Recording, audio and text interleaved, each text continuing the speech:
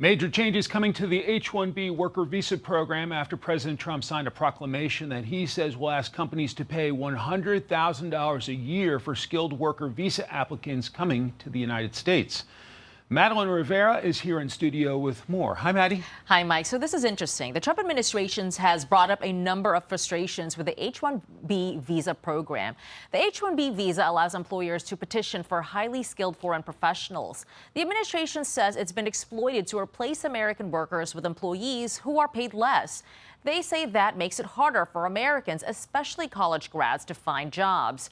Critics also say there are national security risks by fewer Americans pursuing careers in science and technology. About 85,000 H-1B visas are available each year. Recipients are typically chosen through a lottery system. That number could go down significantly if the $100,000 annual fee for these visas survives legal muster. If you're going to train somebody, you're going to train one of the recent graduates from one of the great universities across our land. Train Americans, stop bringing in people to take our jobs. That's the policy here, $100,000 a year for H-1B visas, and all of the big companies are on board. Tech companies will likely feel the brunt of this change. Government data shows Amazon has the largest group of H-1B visa workers, with Microsoft, Meta, Apple, and Google trailing behind it. Back in December, President Trump said he supports H-1B visas. Elon Musk credited the program with bringing him to America and allowing him to hire people for his companies SpaceX and Tesla. Separately, the president is rolling out what he calls a gold card immigration pathway. It would expedite visas for immigrants who can pay a $1 million fee. Companies can pay $2 million to sponsor an employee. The president says the gold card could bring in billions of dollars in revenue, which he says will reduce the country's taxes and pay off debt, Mike. We will follow it. Maddie, thanks so much. You got it. For more on this, I'm joined by Pennsylvania Congressman and House Financial Services member, Congressman Dan Meuser. Congressman, welcome. Mike, great to be with you. First, let me get your reaction to this change to the H-1B visa program. Well, you know what? The largest change actually is that the rules of the H-1B will now be enforced, because they really weren't before. It wasn't managed. No one was held accountable. 85,000 people were coming in a year. They would overstay their 3-year allowables. There was no tracking after that. So the whole thing was terribly mismanaged. And the president, you know, frankly, is just absolutely right. I mean, he was elected to carry out his America First agenda. You've got young people spending $200,000, $250,000, $300,000 on college degrees to get these type of tech jobs after graduation, and yet, you know, we're giving so many of them away. I mean, it's gone up rapidly. The numbers don't lie. It's like 28% now of those jobs are fulfilled by foreign workers. And you know what? The employers are taking advantage of that. They feel they can pay them a little bit less since they're coming from other places with less per capita. And now with this $100,000 fee sort of equalizes it, and we'll see how it goes. You know, the president inputs these things, and Howard Lutnick, you heard, we will see how it goes.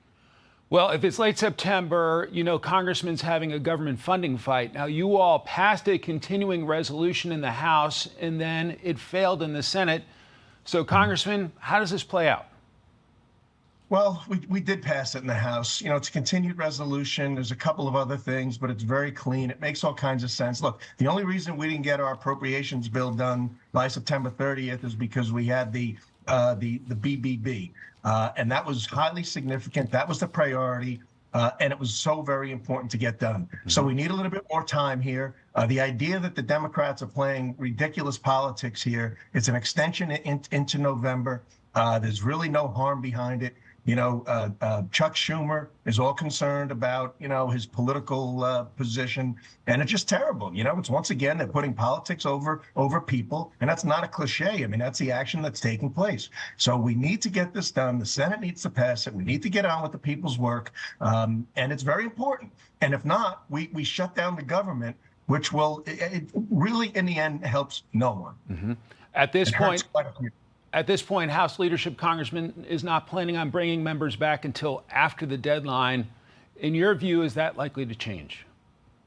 It could, right? We'll all certainly be on standby. This is very, very important, but it's really up to the Senate now. We did our job. It's a good CR. It's clean. It's for a short term. The Senate now needs to act. We got serious issues that our country needs to address. Economy, national security, NDAA. In my committee in financial services, we're working on combating fraud. There's a lot of work to be done. We need to get this budget done, get the appropriations bills completed, move on, do the people's work, strengthen our economy.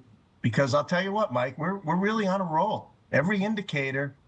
People want to say, "Oh, tariffs are doing this," and we're seeing the Fed lowering its interest rates finally. That needs to continue. We think it will. So we can have a great 25 closing out, accelerated economic activity in the fourth, have a higher GDP, and really have a great 2026.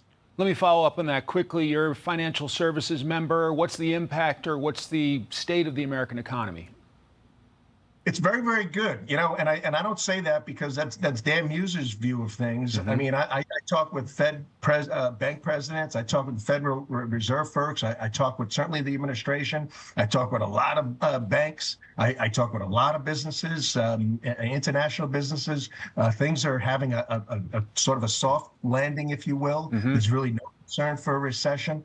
We got pro-growth initiatives, companies, the CapEx investments are coming in. We see some of those foreign investments coming in.